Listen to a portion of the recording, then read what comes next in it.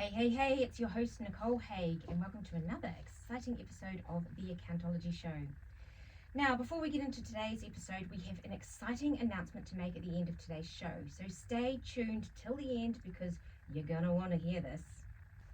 Today we have the privilege of hosting a true star in the world of design, someone whose creativity knows no bounds and whose passion for colours is contagious. A colourful character in more ways than one, Alex Fulton. As the owner of Alex Fulton Design, AFD, Alex's passion for interior design and love for colour shines through in every project she undertakes. Her expertise extends far beyond the confines of a design studio. She's a seasoned professional who's left her mark on the industry in numerous ways. Alex is a former brand ambassador of Dulux New Zealand. Former's right, isn't it? Yep. Yes. She's graced the screens of The Block New Zealand as a guest judge, and her work has been featured in top-tier publications like Home Magazine, Abode, Habitat, Homestyle Magazine, New Zealand Herald, and even Apartment Therapy. Alex's talent has not gone unnoticed, even earning her accolades such as being a Design Colour Awards finalist 2 years in a row and clinching the People's Choice Award at the 2011 Dine by Design competition. Oh, that's old. Very old, yes. Her innovative approach to design and fearless embrace of colour continue to inspire and captivate audience around the world. So, without further ado, let's dive into the colourful world of design with the unparalleled Alex Fulton, also known as the Queen of Colours. Welcome. How are you, Alex? I'm really good. Great. So, I feel good after that intro. But we might have to update a few awards. I know, there's been a lot more recently, hasn't there? Yeah, it's been a funny, it's been a long time in this industry, and those are some of the things that kind of started the career. And obviously, as a lot happened, that's been going on in the whole time. Yeah. Okay, so I guess the first question is how you actually got into this, because was this even what you were wanting to do as a child? I think I was a child of two halves. Right. So I was really passionate. I really wanted to be a doctor. That was kind of the first profession that I really wanted to be. But then I knew I was from quite creative parents, and I always had a love of art and creativity. So I always knew there were two parts. And so whenever I was, going through school, I was really good at science, but I was also really good at art. So it was balancing what should I do by the time I got to university, and a personal crisis happened, and I ended up doing a nursing degree. So it was kind of like a default, I guess, sort of avenue that I got taken down. And then after that, I thought, no, I still want to be a doctor. Went to university, found student life, and therefore the degree never happened. But it did, I guess, open up this world of the medical side of things, and I ended up being in pharmaceutical and medical sales. So I kind of did go down that direction, but what it did was it completely immersed me into the corporate world. So for someone who's quite creative and doing the job that you think you should do, it was kind of like I was doing this job in a corporate world with a black suit on, and I felt like something wasn't right. I mean, just that whole world of men in suits and KPIs, and I can imagine it would only stifle you. Well, I was doing it because I thought that's what I had to do. Yeah. It was a path that I'd seen other people take, and it made money, and It's probably going to be secure, all the things, income. right? Yeah. I was planning on traveling, so it was a good way to make money, and it was good money. So the upshot is I did do it for quite a few years, then went traveling, did my OE, did all that kind of thing, came back, went back into that industry, into pharmaceutical sales, and kind of felt like I knew something was wrong. Mental health wasn't great. I was you know, I just got married. Like there was all these sort of life changes happening, and in the back of my mind, I knew that it wasn't kind of my pathway into, you know, the rest of my life. And my husband had actually decided to change careers, so he'd gone back to school essentially, and so I kind of was stuck in that zone. And anyway, the upshot was that I wasn't happy, and after sort of lots of chat, I ended up obviously having my first child, and so I had maternity leave, and during maternity leave I got back into my art. So I was doing a lot of on the side doing artwork. And so had you not really picked up a paintbrush? No, not over at that all. period of time? No, not at all. Not since school, maybe? No, not since school. And I just think it was bubbling underneath, and as time went on, there was something, that creativity was really bubbling underneath, and I knew I had to kind of get it out. It was sparking joy for you. Yeah, well, obviously not. I mean, doing my job, I had great friends, and it was, good opportunities, but it just didn't feel like me. And so, I'd started doing a little bit more art. In fact, I think I did something for the nursery, for my firstborn, and I could just feel it making sense to me. And anyway, so it just, and we, during, I guess, that same time, I'd bought our first house, and it was a brand new house, so it didn't need anything doing to it, but that was the first time that we could do up a house, I guess. Was it beige and white? Of course it was. It was very beige, and do you know what?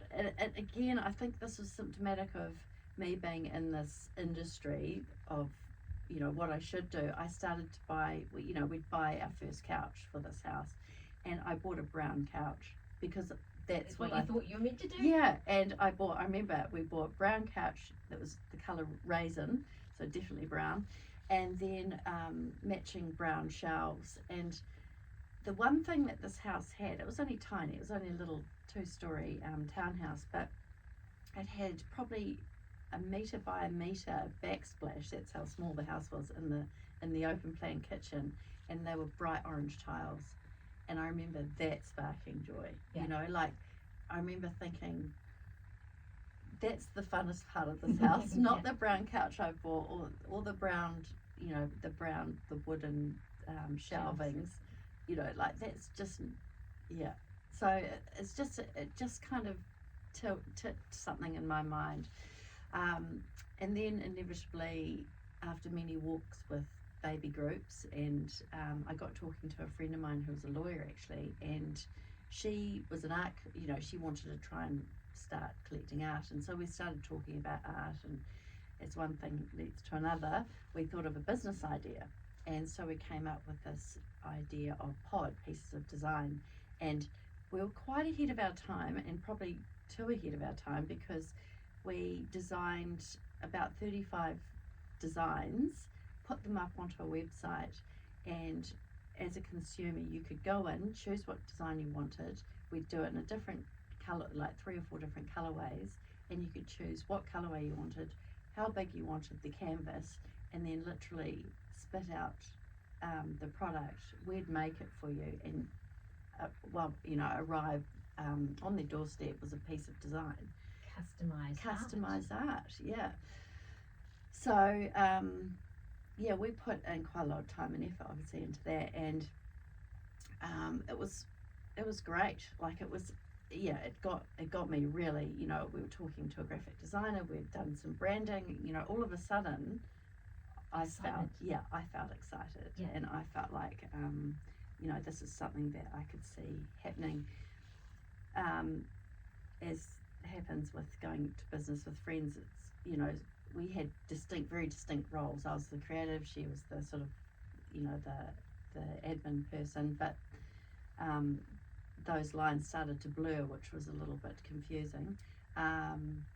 But what happened was we got in front of interior designers. We started to sell these concepts into designers that were designing customised spaces, and they could customise the art to go into that space. We were doing commercial work, like putting them into apartment buildings, so huge, big, Wow. So like it was taking off, Yeah. and but it was really hard to get the concept through to people. They were very, like it was such an odd idea, but Were people wanting something that was already on the wall, made to go, that they could choose, or was it the e-commerce aspect of it? well, I think it was the e-commerce aspect, because there was no. It was It relatively just new. it was so new. So this was 2003, so a long time ago. Yeah. But as it turned out, my husband's job was changing, so we ended up having to move to Christchurch. So I sold that business. So under some great advice from a very good friend of mine, Who was an accountant? no, he was a business guy. Right. Okay. But like thinking of selling a business, was completely foreign. Yeah. So that was my first kind of glimpse, and I know this guy, a friend of mine, had recently sold his business a little bit different in volume, but and monetary value, but it was a really good sort of stepping stone into, well, any of those sort of touchstones of business were probably going to set me up for my The next step. what I ended up doing. So did you ever? So you'd never run a business before. no, So you I'd done a paper run. Oh, you've done a paper run. I love it. That was running my own Well, business. yeah. And you would have been paid in cash back then. I was in a little brown envelope, Yeah, and that's I made most of my money through tips. So the customer service was unreal. Yeah. So, Mrs. Jones at a gate waiting for you. oh no, there was special requests, like putting it in a window ledge, so the Mr. Jones or whoever could have his coffee and get the paper. Yeah, so it's little things like that, I think, are all. I knew I had customer service and sales under my belt. I knew I had those sort of skills. So it's ended up moving to Christchurch, and we renovated our first house, which is kind of a usual trope for an interior designer. They do their house and people are like, oh, you should do this for a living. And you're like, okay, yeah, I could do this for a living. But it literally was that simple. I'd had my second child by then, so 2 girls. So completely self-taught in interior Yeah, design. so this is where I did my own renovation, and I sort of got to a crossroad and went, do I retrain, which was a 3-year degree, or do I just go and do it. dive into it? Yeah. And this was probably a real pivotal part of what I was doing, because I think one of the questions that you've sent through to me was, what do you wish you knew in business? And I had a feeling that this was going to be important, and it definitely is knowing your strengths. And when I had this conundrum of, do I retrain or do I just step into this, my strength is not sitting behind a computer or in a lecture theatre, and I worked that out from having 5 years in tertiary education, not successfully, but I am a doer, and I learn on the job, and so that was quite a conscious choice not to train. I did do some papers on an online university through Melbourne, but it was kind of just a bit of a stepping stone, and to give me a little bit of, just A little bit of credibility. well, a little bit of kudos maybe, Yeah. but I think I didn't really need it. Yeah. But it was, it actually taught me, a few skills that I did not have, that's for sure. Because does anyone ask you that question anyway? If they Yeah, come all to the you? time. Oh, they do. They say to you, what's your qualification? No, more just interest wise. Okay. They wouldn't grill me if I was a new client. They wouldn't grill me if a client came to me and say, what was your, I think. Yes, I as think, part of the onboarding process. Yeah. Nobody's really interested. It's more about. It's funny you say onboarding process. I would never have called that. I just, like someone's just sent me an email, but yeah. Saying they would like you to act for them and I the guess next that stage. comes with time and experience. Credibility. Yeah. Isn't it? but when you're starting out, you have zero of that, right? So I guess doing those few papers, I could at least say I've done a few papers, and I could spatially draw now, you know. Yeah. So there was those sort of little skills that came about. But the first thing that happened was, of course, I said I need a logo.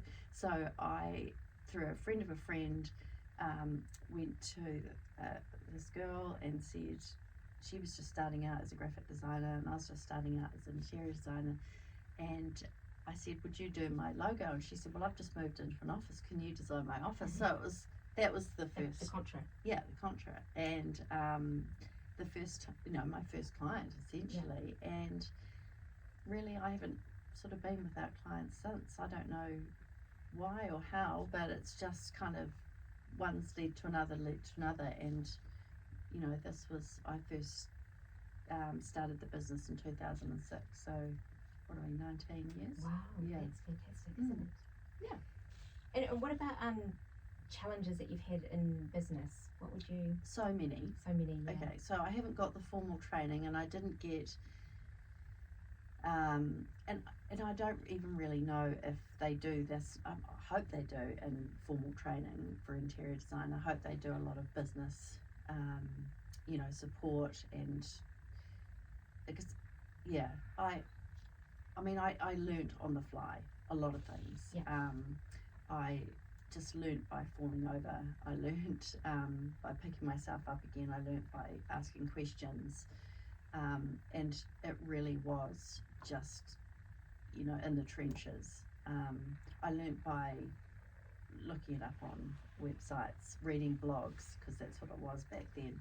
And in fact, I started a blog when I first started interior design, and that was the thing to do back then. But what it did was it made me kind of realize what my, I guess, if we've got Pinterest now, and we can quite easily see a theme building, and for me, doing a blog was a good way to see what theme I was, I guess. And inevitably it was colour. But I wouldn't have ever thought of myself as colour orientated, or that would be the backbone to a lot of design that I do. But writing a blog and looking back at posts, it was quite clear that colour was kind of the common thread. So you were doing that for your audience, or for your followers? For myself, but there was a little bit of an audience, and that actually grew quite a lot. You mentioned some oldies, some apartment therapy, and by taking photos of my own house, that was picked up by apartment therapy. I don't know how. I'm just trying to think. We didn't have Instagram back then. So from the blogs? Yeah, it was from the blogs. Yeah. It must have been, because they would have emailed me and said, we've seen your, And back then there was a couple of us that were doing blogs. Julia from Studio Home. Oh, yes. She was really hot on Australian and New Zealand design, and like designers, artists, interior design, anything related in that field. And her blog, she monetized it quite earlier on, and I was getting advertising, and so we were really pioneers.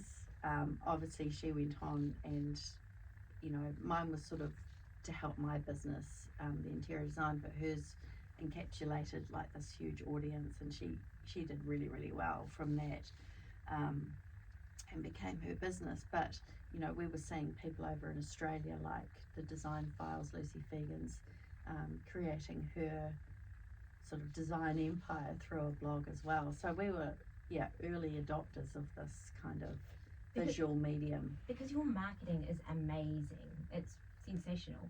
And that's something you enjoy doing as well. Marketing as in? Well, I think, your Instagram, and it obviously comes from the blog as well. That would have been visually appealing. Yeah. And it was written in a way that was easy to digest. Yeah. Well, I wrote it, and I think that's where, it's learning by doing.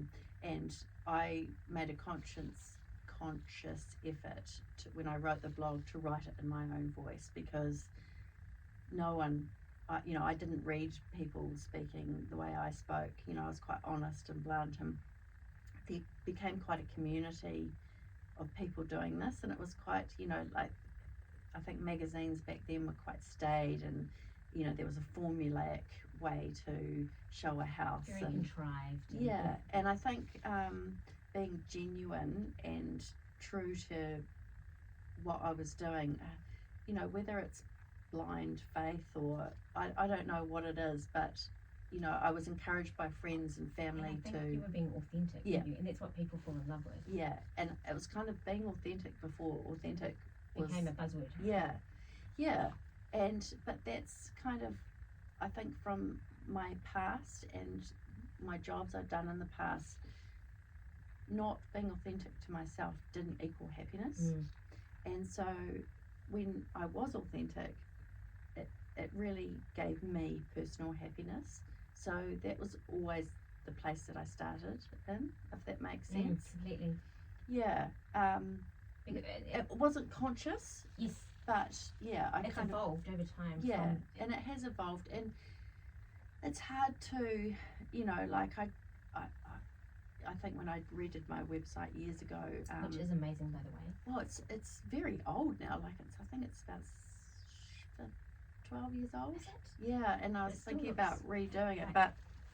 but I put a saying on there: design like no one's watching, and I think that's kind of it in a nutshell. Is that I try and design spaces for people. I push them in in directions that I feel that they are capable of. yeah. As an interior designer, we have to follow a brief, and that's just the way it is. But I think people come to me because they know that we'll go a little bit beyond, where they want to go. Yes, It's different. Yeah. So you mentioned before about your skill set, and that's really important because you said it's really, Strengths. it's really important to know what your strengths are. Yep. Which in a business, and there's 10 hats in a business, and if you're wearing Yes. every one, and I know businesses do this when up, trying to get up and running because you can't afford to pay everyone to do everything. Yeah, and I've been there and done everything myself, and then I've had 5 staff, and now I'm back to just me. But yeah, so there are times where you do have to do everything. Exactly. And But it's knowing when you can outsource. So for instance, Yes. your bookkeeping or accounting side, is that something you outsource or you do all of Yep. that yourself? no, I did do it myself. Yeah. Then I had an admin person working for me for quite a few years, and now it's back to me again. So, like learning Photoshop, or when Instagram came about, learning that it's about, I had to very early on, and we've got the Designers Institute of New Zealand, who I was a member quite early on, and they have really good resources. I remember they put on courses on how to credit control, how to get how to get payment, Yeah, for, yeah. Like debt collection. how to budget, Yeah. things like that, which I've always been really good at putting my hand up and going, yeah, I'll learn about that. But yeah, it's Some of the fundamentals to business. I think, it's really important, right? But it's also kind of quite a juxtaposition to the fact that I'm a creative, but then I'm a creative Virgo, so I do like to get everything In order. in as well, order, and structured. yeah. But then it's really hard to balance that creativity with, the administration side as well. And then do you do the admin before you do the creative? Yeah. Like it's Where does it fit in? Mm. So we're drawing to an end, but we have some quick fire questions. Are you ready? Yeah. So what is the biggest lesson that you've learned in business? Well, I remember my accountant saying to me when I did get an accountant, and he's a great guy, but he did say to me, "Why are you doing your first hour free?" Oh, Yeah, so I'll never forget that, because I'm like, it didn't really occur to me. I just thought it was a thing that I should do. And going on from that, he got me to write down my charge rates and put it up on the wall. And then when I'm on the phone or emailing, I look at the charge rates, and it feels like someone's told me. yeah, You know, it's natural. yeah. It Yeah, doesn't because feel- I used to find that very hard, Yeah, it's saying, confronting. "This is what my hourly Yeah. rate is. Is that okay?" Yeah. That Yeah. sort of thing. Yeah. What about your money mindset? Scarcity or abundance? I think that I probably switch between both. I would like to think, you know, I don't really know. It's hard. Sometimes it's abundance, sometimes it's scarcity, and I think it depends on What's going on at the time. what's going on Yeah. at the time. Yeah. You know, I think it's the difference between optimistic and pessimistic. You know, it's that sort of thing. Yeah. Looking at that, yeah. Okay, and what sparks joy for you? Colour? Pretty much, yeah. If I think back to those black suits I had to wear, and then Did you cut them up? yeah, I threw them out. Yeah. No, I'd say colour, like colour in everything. Yeah. Colour in my home, and that changes too. Like colour in what I wear, colour in my nails. You know, like everywhere. Yeah, but I only have black cars. Strange. I know, strange. Well, thank you, Alex, for taking the time out of your very busy schedule and creative life to chat with us today. It's been an absolute pleasure having you on the Accountology Show. Thanks, And Nicole. hearing about your fascinating transition from scientist to artist and your business journey, and of course the pursuit of balancing what truly sparks joy. So before we go though, before we wrap things up, as promised, I do have an exciting announcement. And it's been such a thrill having Alex in the studio with us today with her fun and colourful perspective. It's really brought a fresh dynamic to our usual accounting chit-chat. And I'm also thrilled to announce that Alex has graciously agreed to join us as a co-host on the Accountology Show. Yay! So she'll be asking those burning questions that you or our listeners are thinking about or have sent in to ask us. And those are those ones that you might hesitate to ask your own accountant because you might think that they're silly or stupid. Don't worry, I've asked them all over the years, I'm sure. But trust me, there's no such thing as a silly question around here. And if it's on your mind, I mean, the chances are it's going to be on a listener's mind as well, wondering the same thing. So, Alex, welcome aboard. Are you as excited as I am? Yeah, I am excited. Like, who would have thought that I would be on an accounting podcast? But I can see it, you know. I know, it'll be great. Yeah. You can balance it out between the boring and the exciting. Oh, stop. Okay, thanks again everyone for listening in and tuning in. And next week we'll have another chat with you with Alex beside me as the co-host too. Okay.